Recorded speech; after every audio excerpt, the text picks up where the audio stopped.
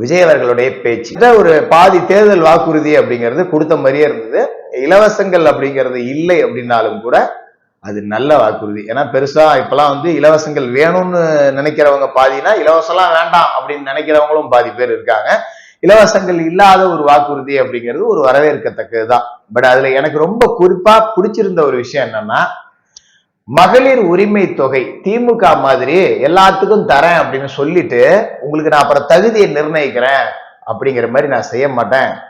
5 ஏக்கருக்கு கீழே இருக்கக்கூடியவர்களுக்கு விவசாய கடன் தள்ளுபடி, பயிர்க்கடன் தள்ளுபடி செய்யப்படும்.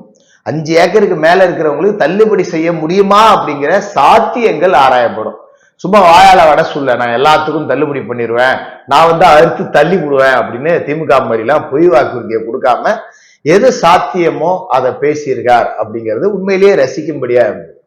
அதே மாதிரி நீட் தேர்வு, திமுக நாங்க அந்த சின்னது ஒண்ணு இருக்க, நாங்க வந்தோம்னா எங்களுக்கு எல்லாம் ரகசியம் தெரியும். இப்படி என்னப்பா ரகசியம், அது நாங்க காதுல தான் சொல்லுவோம் அப்படின்னு சொல்லிட்டு காதுலயே செஞ்சாங்க பார்த்தீங்களா நம்ம மாணவர்களோட காதுல.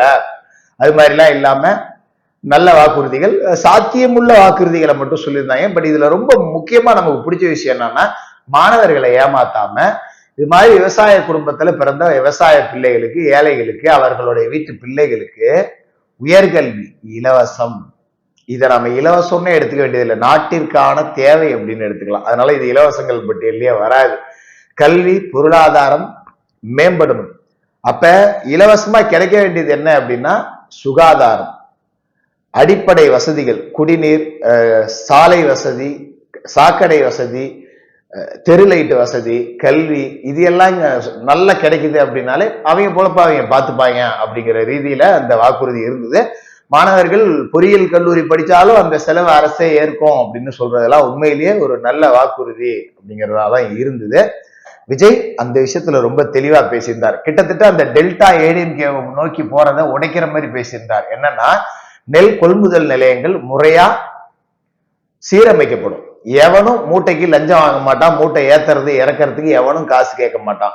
அது மாதிரி நெல் தானிய குடோன்கள் அங்கங்க அமைக்கப்படும் அப்படிங்கிற வாக்குறுதிகள்லாம் இந்த ஏடிஎம்கேவை நோக்கி போகக்கூடிய எடப்பாடி பழனிசாமி அவர்களுக்கு விவசாயி அப்படின்னு பெருகக்கூடிய செல்வாக்கு கொஞ்சம் டச் பண்ற மாதிரி இருந்தது. இருந்தாலும் இந்த முறை டெல்டா அப்படிங்கிறது கடும் போட்டி அப்படிங்கிறது திமுகவுக்கும் அதிமுகவுக்கும் இருக்கும். தென் மாவட்டங்கள்ல டிவிக்கே கொஞ்சம் வலுவாவே வாக்கு வங்கிய வாங்கும். ஏன்னா ஏடிஎம்கே தென் மாவட்டங்கள்ல கொஞ்சம் பிரச்சனைக்குரிய இடத்துலதான் இருக்கு. அது மாதிரி சென்னை டிவிக்கே பெரிய அளவுல வாக்கு வாங்குறதுக்கு வாய்ப்பு இருக்கு. சென்னையிலேயே ஓப்பனா சொன்னா டிஎம்கேவா டிவிகேவா அப்படிங்கிற போட்டி தான் இருக்கும்.